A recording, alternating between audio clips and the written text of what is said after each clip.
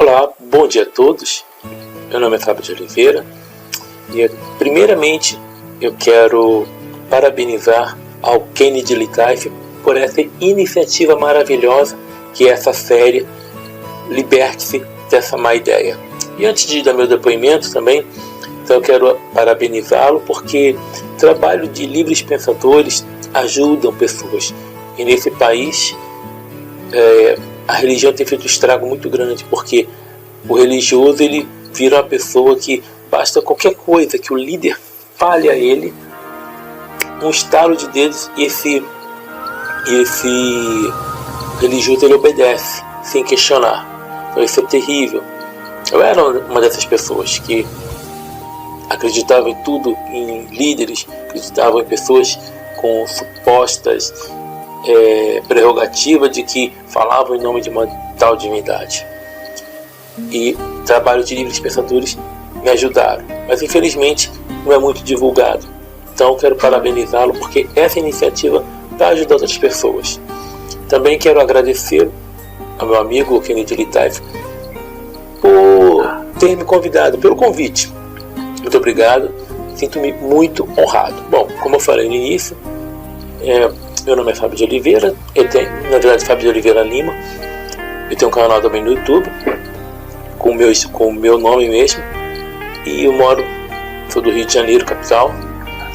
Enfim, eu não sou como algumas pessoas que têm o privilégio de poder falar que sempre foram ateus, ou seja, foram ensinadas desde a infância no caminho da razão, no caminho do conhecimento. Não. Minha família, eu nasci em 27 de setembro de 1979. Minha família era uma família religiosa nem por tradição, mas por costume mesmo. Meu pai mesmo dizia que era católico, mas nunca ia à igreja. Não sabia nem quando foi fundada a igreja dele, que ele devia pertencer. Não sabia nem a história da igreja.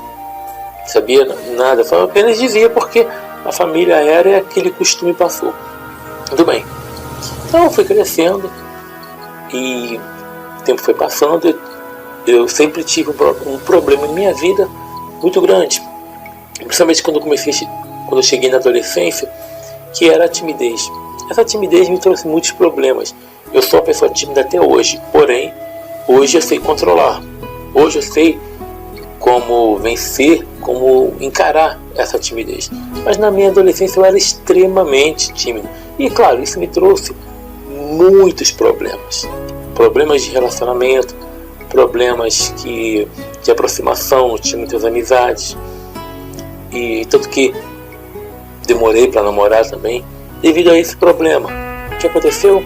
Lógico, comecei a me sentir deprimido, eu tentei suicídio aos 16, 17 anos, se não me engano.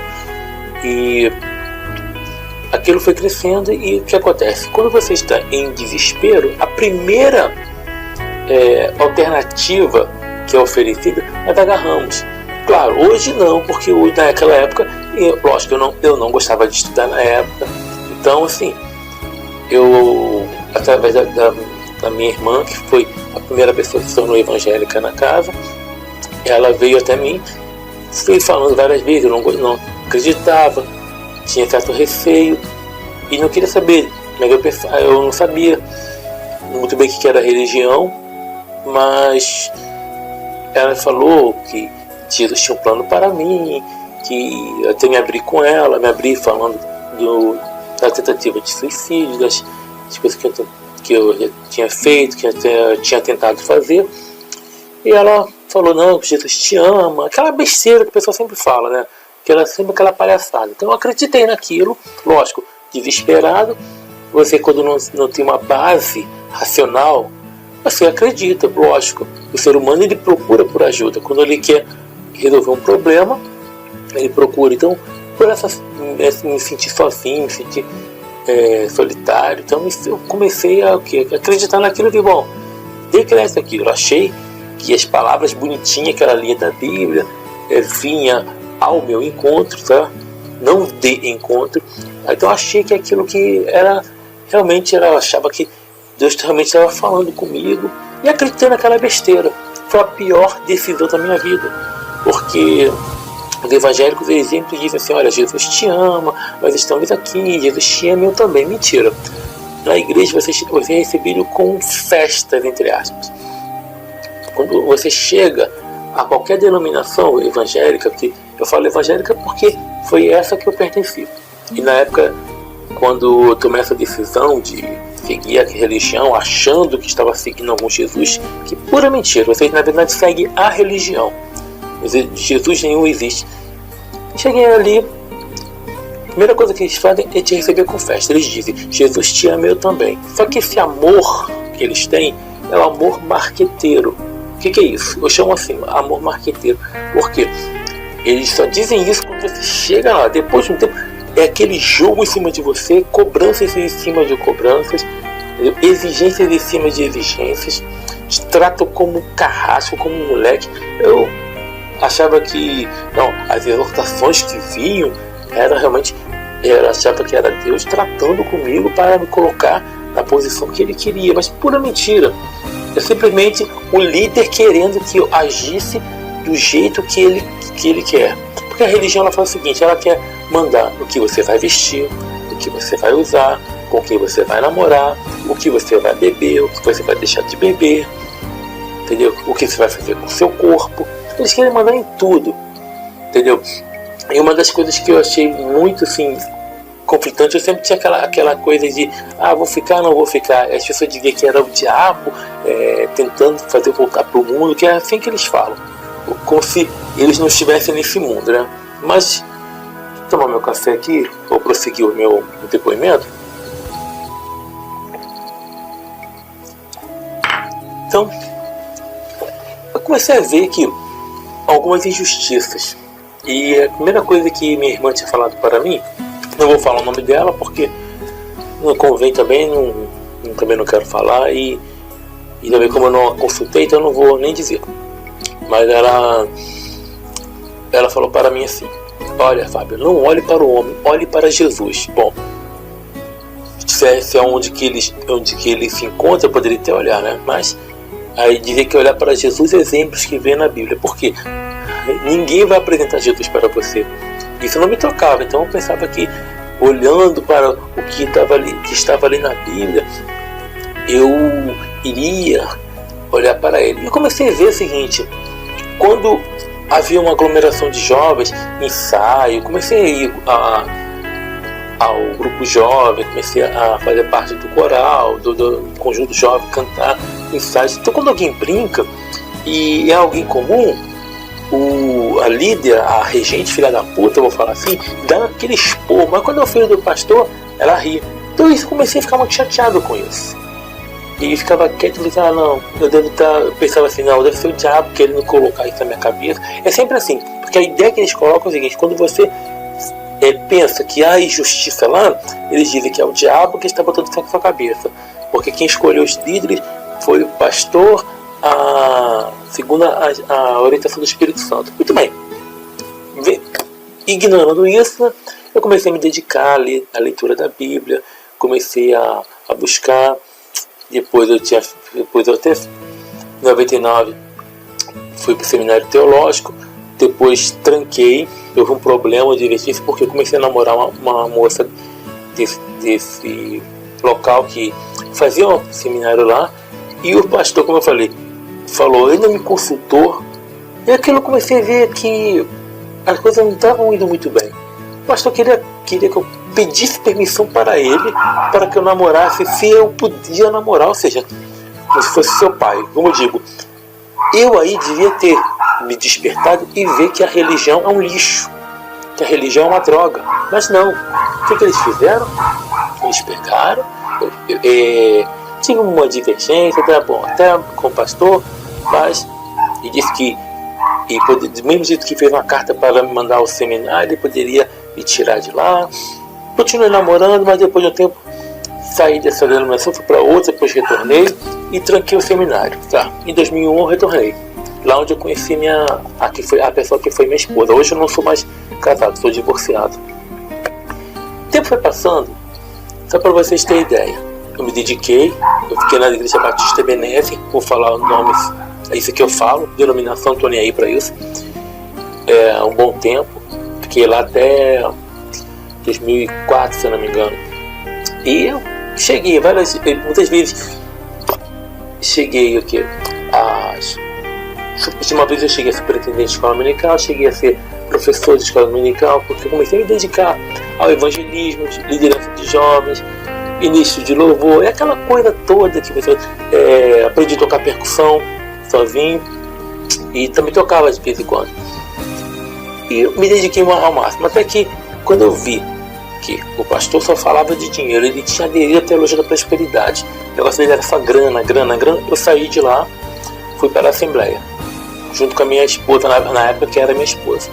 Fiquei lá, depois mudei para Minas Gerais em 2005 e fiquei lá morando em Minas até 2012, porque em 2012 foi meu divórcio. Eu morei em Patinga, Minas Gerais, e lá pertence à Assembleia de Deus, mas o lugarzinho nojento, porque você não pode sentar a esposa e o esposo no mesmo lado, tem que ter mulher de um lado como de outro. A Assembleia de Deus de Patinga é assim, é um lixo desse jeito. E eu comecei a ver o seguinte, me dediquei.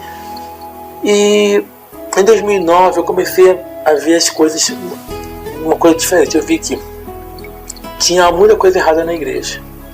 Eu vi que o que estava na Bíblia era uma coisa, e o que está na igreja é outra. 2010, 2011 foi passando, eu comecei a ver uma coisa. A primeira coisa que me despertou foi a questão do dízimo. O dízimo, ele sempre foi alimento, e o pastor dizia que era dinheiro. Opa, eu vi que foi mentira. A questão até mesmo do sacerdócio, que eles chamam dos pastores, eu vi também que não tinha base. Então eu vi, se o pastor me enganou nisso, imagina outras coisas. E eu fui procurando ler a Bíblia de forma linear, sem as interpretações dos teólogos e dos pastores. Eu havia feito um curso de teologia, até aí tudo bem. Em 2012, eu retorno ao Rio de Janeiro, porque eu tinha divorciado. O que me prendia em Ipatinga era o meu casamento. Muito bem, eu retorno e eu falei para vocês, eu tinha tentado me matar quando adolescente, eu falei uma vez, quando casado e após o meu divórcio também. Só que não consegui. Fiz isso, depois já deu, não pensei mais nisso, não tentei mais me matar. Olha como é que são as coisas. E o que acontece? Eu comecei a ver que a Bíblia tinha muitas contradições. Eu sempre negava aquilo porque eu aprendi que não tinha, que aquilo era inspirado, que a contradição era a minha mente que não conseguia alcançar. Mas eu vi, a primeira coisa que eu vi que tinha um erro ali, era que a Bíblia dizia que morcegos são aves e que coelhos são ruminantes. Isso a Bíblia, eu vi, opa, não tem mais como eu defender esse livro. Tem sim erros aí. E comecei a estudar, fui ver a formação dos códices, os pergaminhos, os manuscritos, e vi realmente que não houve uma inspiração, houve sim uma manipulação, uma seleção daquilo que o clero queria. Tudo bem, o tempo foi passando, em 2013, no final de dezembro, eu larguei a igreja. Bom, eu me tornei um cristão desigrejado. Por quê? Porque eu vi que eu não podia falar o que estava ali na Bíblia, que eu comecei a pregar o que estava na Bíblia. E o pastor falou, não, a escola dominical agora você não vai dar mais aula, eu tenho que dar uma levantada nela, e está vazia até hoje. E a igreja lá também está vazia. Ele dizia que viu o vídeo que eu havia feito, porque eu vi o seguinte, já que não estava mais pregando nas igrejas, então vou fazer os vídeos e vou pregar, porque assim, na época, né, eu pensava, já que eu vou falar a verdade, eu vou falar a verdade aqui, e ninguém pode me impedir. Só que aí eu vi, bom, se ele acha que eu não posso falar a verdade lá, então esse lugar, eu pensei, esse lugar é tenebroso, esse lugar eu pensava, era do diabo, então eu vou sair daqui. E saí, e vi realmente que o templo não tinha base, porque o livro preto, ou a Bíblia, como eu costumo chamar, ali diz que Deus não habita em templos. Claro, tem lugares que falam que ele habita, que é uma contradição terrível. Como diz o professor Eustáquio, a Bíblia é o melhor livro de ateísmo que existe no mundo. Basta lê-la com atenção e crítica, que você verá as maiores incoerências. Eu fui ver essas histórias absurdas, eu tempo foi passando, eu vi as contradições, vi sobre a história da igreja, sobre os concílios, como que Jesus foi um personagem inventado. Então eu pensei, bom, eu só vi as coisas pelo cristianismo. Eu deixei de ser aquele cristão desigrejado e comecei a ser uma pessoa que é mais agnóstica. Um agnóstico teísta, no caso. Comecei a procurar ver, comecei a estudar. E em 2013 eu tinha comecei a cursar um curso, uma graduação, no caso, pedagogia. Sou formado, formei ano passado, e isso me ajudou bastante, porque em 2014, em meados de 2014, eu já tinha minha postura mais já ateísta mesmo, porém eu comecei a pesquisar as coisas sem parcialidade. Eu comecei a pesquisar as coisas. A faculdade não influencia ninguém, pelo menos onde eu fiz, que eu estudei, que é na Unicarioca. Lá tem professores profissionais. Ninguém lá fala para você acreditar ou deixar de acreditar. Não, eles ensinam com qualidade. Mas o que a faculdade me ajudou foi o seguinte: foi a pesquisar, a ser imparcial com as coisas, a buscar a verdade, a ver a fundo a raiz das coisas. Isso me ajudou muito. Foi isso aí que me ajudou, porque eu já tinha visto trabalhos de livres pensadores falando sobre as incoerências da Bíblia, sobre as incoerências da religião, sobre a impossibilidade de existir qualquer Deus. E eu tinha visto alguns vídeos também, não só de livros de ateus, não, mas até mesmo de pessoas que acreditam em uma divindade, mas que questionavam a Bíblia. Na época eu fiquei com muita raiva. E eu comecei a ver realmente, por exemplo, o professor Fábio Sabino, que ele mostra as incoerências da Bíblia. Ele é um profundo pesquisador. Ele tem a fé dele, como ele diz, mas a fé dele não influencia nas pesquisas dele. Me ajudou bastante. Comecei depois a conhecer o canal do Racer, conheci o canal do professor Eustáquio, até então não conhecia o do Pirula ainda. Eu fui conhecer depois, muito depois, embora é um canal que já tem um bom tempo. E esses livres pensadores, no caso, eu tinha visto aquele humorista Márcio Américo, e eu fui ver realmente, poxa, esse cara não está blasfemando contra espírito nenhum. Na verdade não existe Espírito Santo nenhum. Esse cara está expondo o erro através do humor. O Márcio Américo, ele é ateu. Ele faz o personagem Pastor Adélio, que ele mostra as incoerências do meio cristão, e ele mostra através dentro do humor. Isso aí me fez a procurar, a pesquisar. Eu comecei a ver a questão mesmo, estudando, porque eu sempre estudei, depois que eu fiz parte do cristianismo, eu comecei a gostar de ler. Só que eu era aquela pessoa com a mente, com a inteligência seletiva, que é aquilo. Quando você vai lendo, pesquisando, quando algo entra em conflito com a sua fé, sua mente rejeita. Existem pessoas assim, não são pessoas que conhecem, ou seja, acreditam na coisa certa e depois distorce só para defender a fé. Não, tem pessoas que acreditam realmente naquilo que é falado na religião. Por quê? Porque a mente dele é uma inteligência seletiva, porque ele é instruído a rejeitar tudo aquilo que entra em conflito com a fé. Assim era eu. Mas depois já comecei, em 2010 eu comecei a gostar de filosofia, gostava de história, eu sempre li livros de história, e eu vendo a questão da história da religião, uma coisa começou a me preocupar, ou melhor, começou a dar aquela dúvida: peraí, se existe um Deus, qual que é a certa? Porque as religiões elas entram em conflito. Peraí, tem uma coisa errada aí. E uma coisa que chamou minha atenção foi: nunca nenhum Deus falou com a humanidade. Eu aprendi que quando você fala de Deus, isso é teologia. Quando você supostamente fala com Deus, isso se chama reza. Mas quando Deus fala com você, isso é esquizofrenia. Então, gente, eu vi isso. Eu vi o seguinte, que a questão do mal, da injustiça, mesmo estudando mesmo a origem da vida, a origem do universo, nós vemos que não há divindade alguma planejando. Pelo contrário, não existe um design inteligente. Só você olhar na própria natureza, o caos que é. O religioso tenta dar um sentido bonitinho, mas não tem sentido bonitinho. A natureza é caótica. Eu comecei a estudar a evolução, porque aquilo que eu estudei no ensino médio eu tinha esquecido. E a religião fez não vou dizer nem o favor, fez o péssimo trabalho de apagar tudo. Eu não gostava de estudar na época mesmo, só depois de meus 18, 19 anos que eu comecei a gostar de ler. Então eu vi o seguinte, que a religião ela não respondia, ela não explicava, ela dava respostas prontas. E vendo mesmo a questão da evolução, que não há nenhum Deus criando nada, não há nenhum Deus direcionando o universo. Pelo contrário, o universo ele é caótico.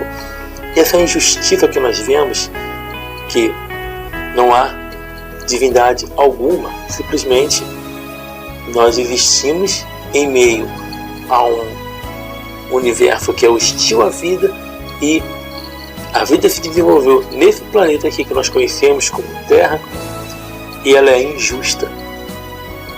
Aqui o que impera é somente o mundo natural, e infelizmente a maioria das pessoas são ruins e não há divindade controlando, dando justiça nenhuma. A religião apenas foi criada para colocar cabresto no homem, para que ele não se revolte, para que ele aceite as injustiças, para que ele aceite tudo de mão beijada, para que ele pense que tudo faça parte de um suposto plano.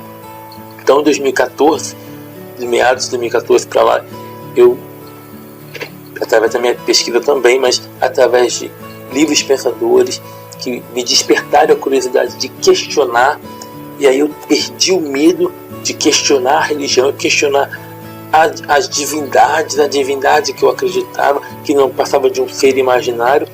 Eu me libertei dessa má ideia. Como eu falei, eu tentei suicídio quando eu era cristão, quando eu era evangélico. As pessoas falam, você precisa de